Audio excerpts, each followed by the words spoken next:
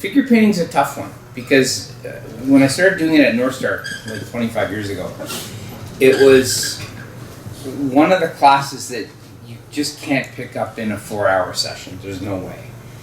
But the most challenging thing on a figure is always the face. You know, you can get by with you know, an average painted uniform being military or civilian. The face is the challenge because it's always going to give you that kind of apprehension if you're not used to figure painting. And it's one that everybody kind of is intimidated with. Now, the funny thing is, even me, after all the years I've painted, it's like when I teach airbrushing. For every one really good face I paint, I do 2 that I'm like, hey, you know? So it's a constant learning evolution with figure painting. The only thing I've learned over the years when I teach it is that figure painting is one of the things that if you are, say your thing is tanks or aircraft, mainly military, like if your thing is building military, you know, you can build the most beautiful tank, the most, you know, award-winning tank. But if you put a crappy figure beside it, and I don't mean that disparagingly, it takes away from the tank. So if you're going to build this award-winning piece of armor, and then you're going to put a guy in it that has a dot here and a dot here, and you know the flush is painted over the sleeve, and figure painting is one of those things, and I've told so many, or I've talked to so many guys about it, and it's like you got to lose the tanks for months. Just have the discipline to say, you know what, I'm going to master this craft. You're not going to master it, but you're going to get darn better at it. Now, Elliot's going to make you darn better at painting a face today. I know that. But you have to lose the tanks, the planes, the cars, the spaceships, everything else if you're going to paint a human face. That's just the reality. Like, you can't do it without doing that.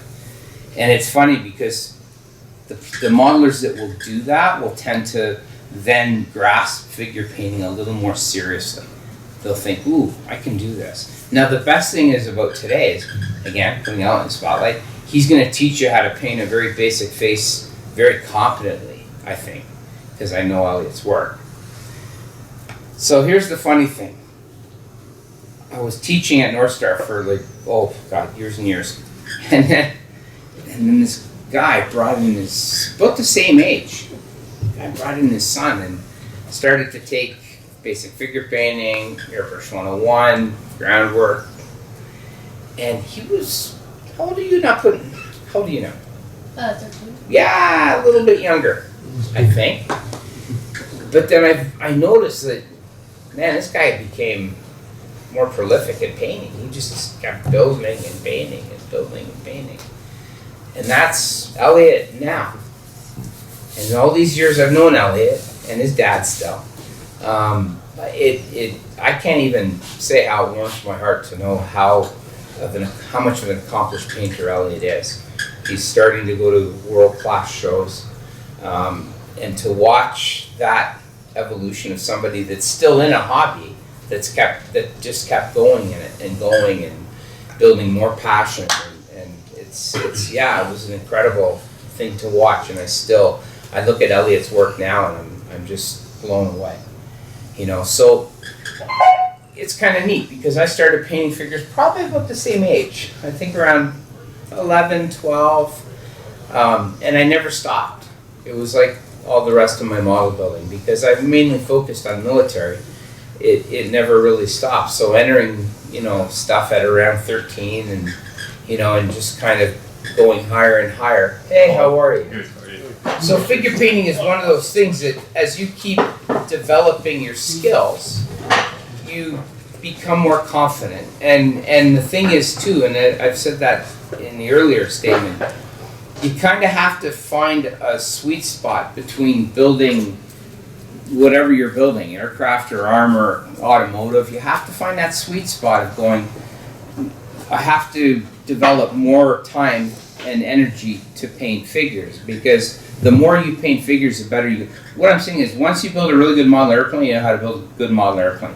You know how to airbrush, you know how to finish it, construction, the whole bit. Same with armor. But the two areas that tie everything together, obviously, are figure painting and groundwork. It's the same when I used to do the groundwork seminar, because if you just have a little plaque, and you just want to plop some railroad lichen and a stick and a couple of rocks, that's okay if that's what. But to master the craft of trying to produce something with reality, a piece that you can look at and go, wow, that's not, I don't want to offend, but it's not Twilight, right?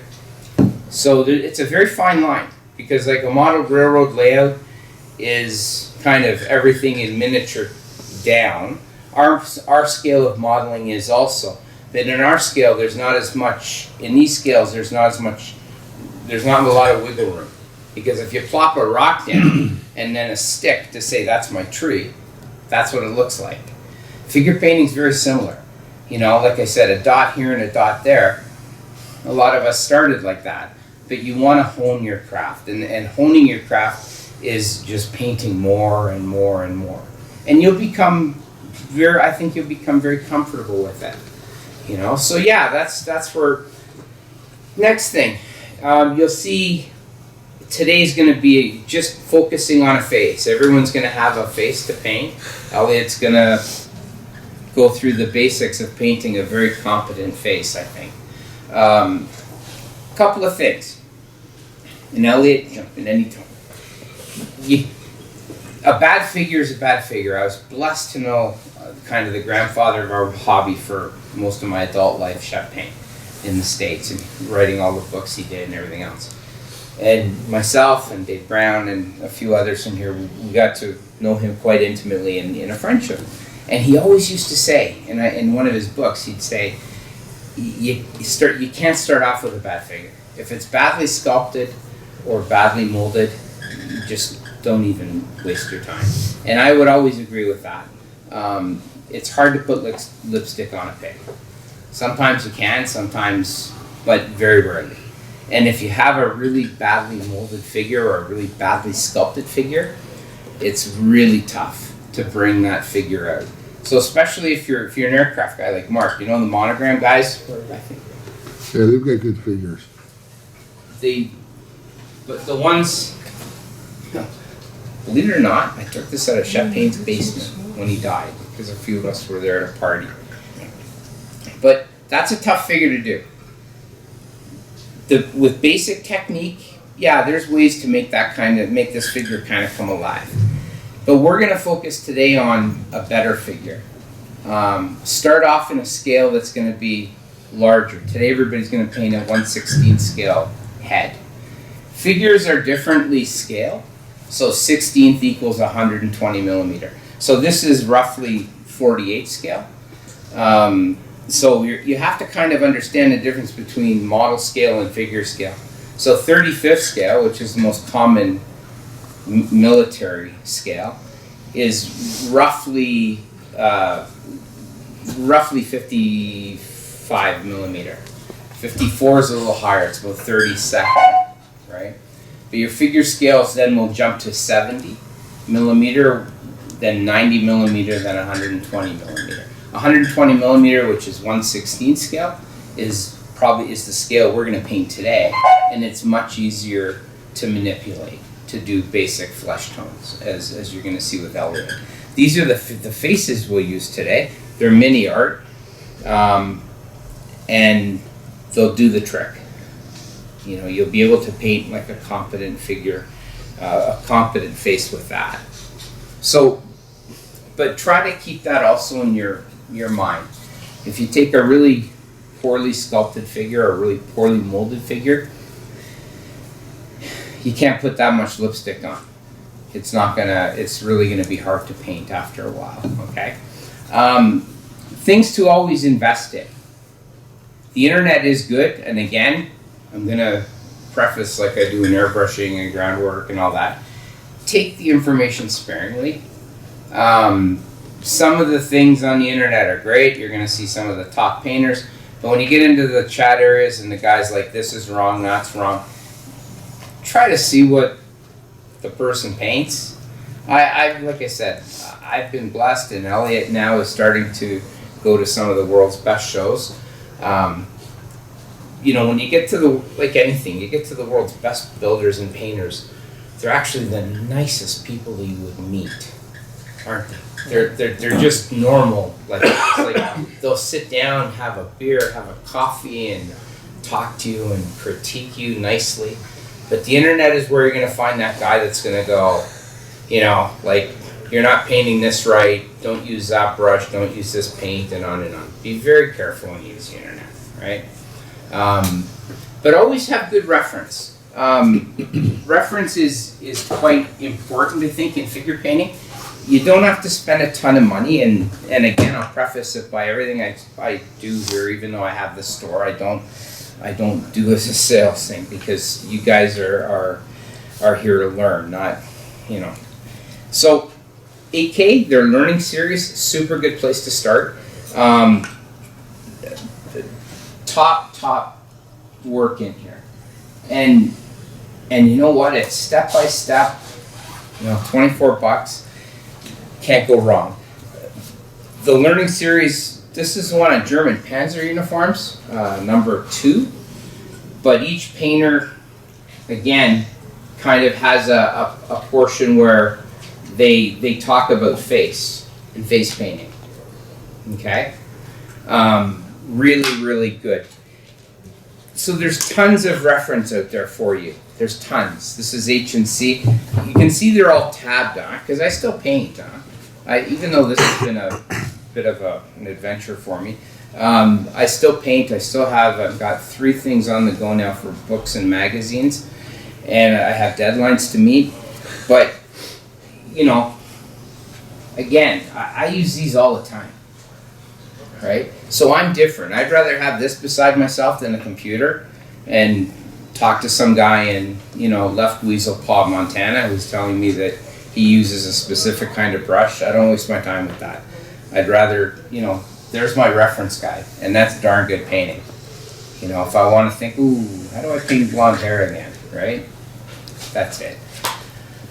Always, you know, Danilo Cartucci, Italian painter, one of the top guys on the planet. Again, you know, inspire yourself is what I'm trying to say. I'm inspired when I look at Elliot's stuff here still. We go to shows all over the world. I will stand and look at figures for hours and hours and hours. That's just me. You know, some people will play online poker.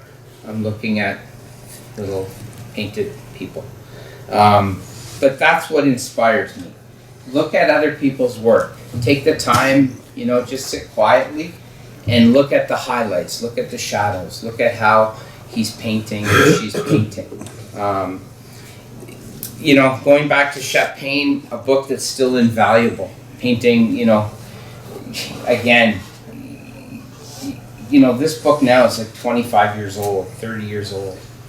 But, you know, it's got the basics of everything you need, and it's still readily available. Sometimes I've seen it for $10, you know. So I'm just saying the options are there.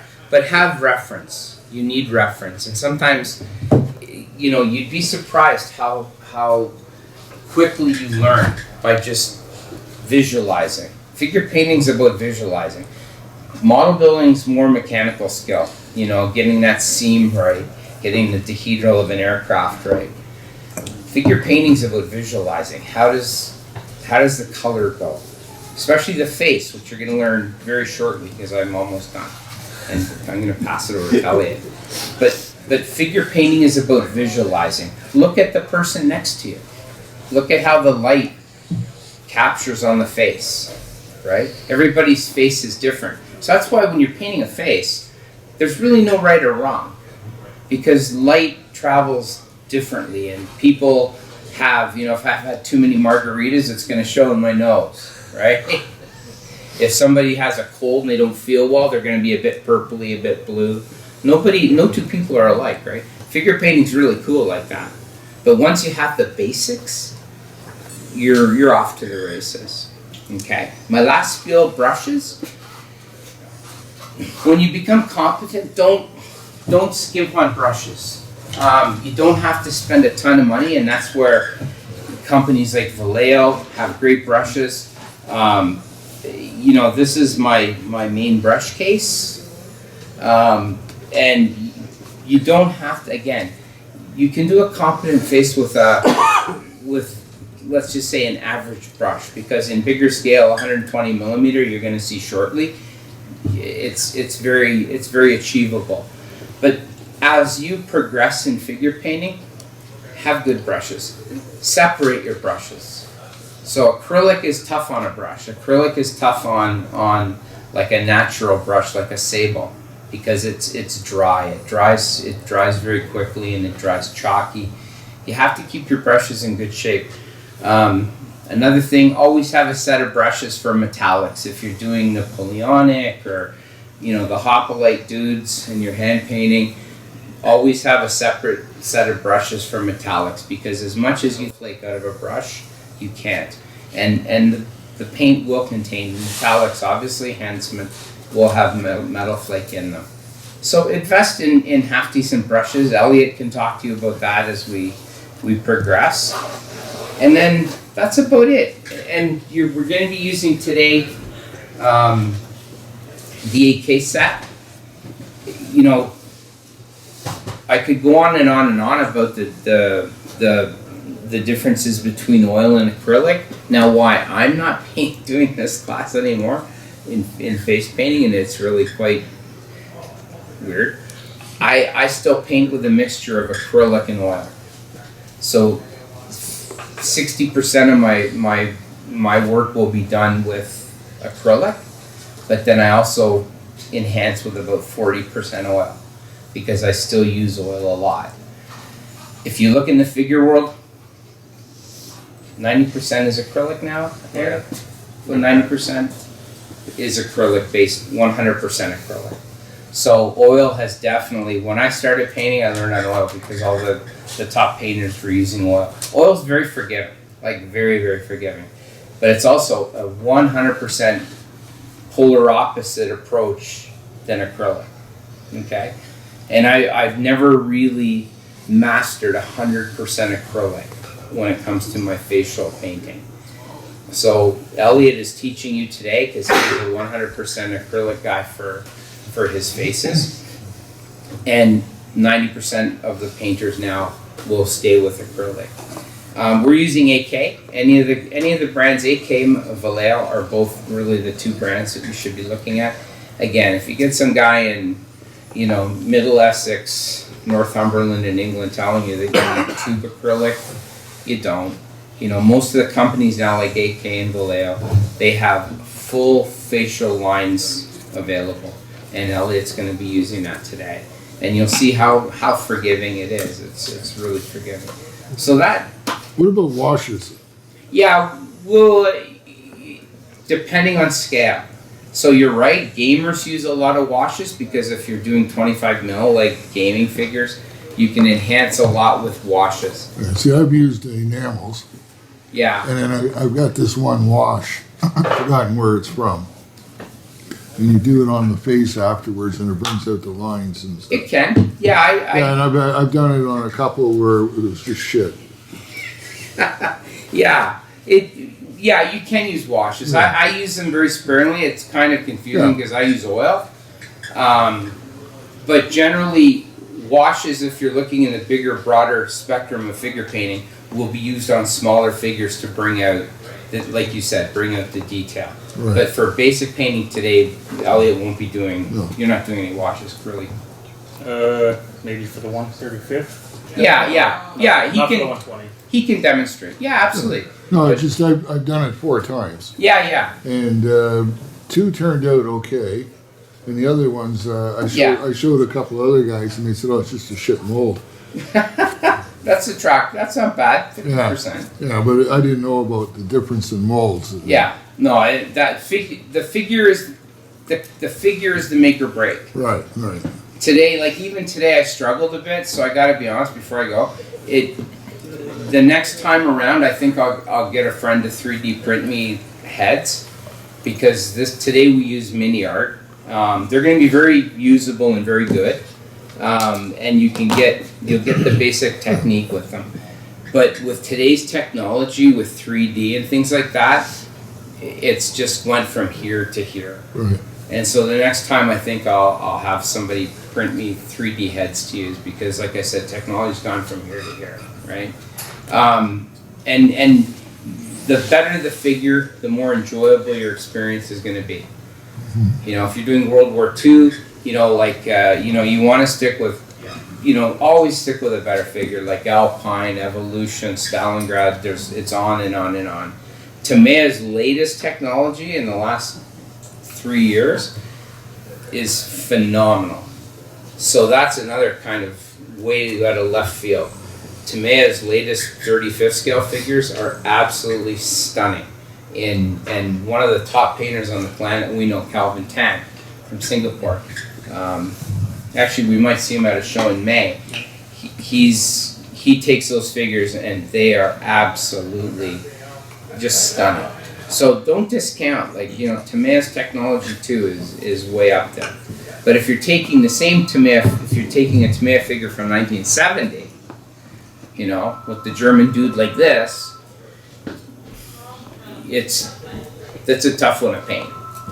But if you're taking their absolute latest technology, they're stunning. Yeah. So that's all. If you have any questions, we're always here to help. Elliot is gonna walk you through a lot of really good basics. And that's it. Any questions before I turn it over to the master? I think it's page 27. The old Chef Payne, the old Chef Payne guide to painting faces. I think it goes all the way back to the old monogram diorama sheets. Love it. He's bang on. Page 27. Bottom of the page. So we're not. I looked it up. So you see, Allah, every model nerd is the same universally. Like across the planet, we're all the same. Yes, and again, that's 1970, I think he did that, roughly. Way back. And I'll tell you right now, it still holds its own. You know, you can find this book for $10. And really, if that's the only book you have, you're off to the races. And you know what? You just sit there 10 minutes a day, read a section, like John said, you read, look, there's your highlights, there's your shadows. And when you piece this together with what Elliot's going to show you momentarily, you're fine. So you know what? I'm already happy, because you're going to be, at the end of today, I'm hoping, most of you, will walk away going, my figure looks a lot better today than it, you know, I learned today how to really paint a face. Everything else will come. The uniform, the weapon, the equipment, that'll all happen. But the face is the make or break part. It's like getting a 32nd scale Tamea Phantom and putting the two pilots in, and you know, again, having one eye here and one eye here. It's like you can have this museum quality plane, but if the two pilots look really crappy, you know, the figure is what makes or breaks every piece you do. And I think today you're gonna be okay. All right, good. So, Elliot, do you need? No, I think we're all good. We're good. Yeah.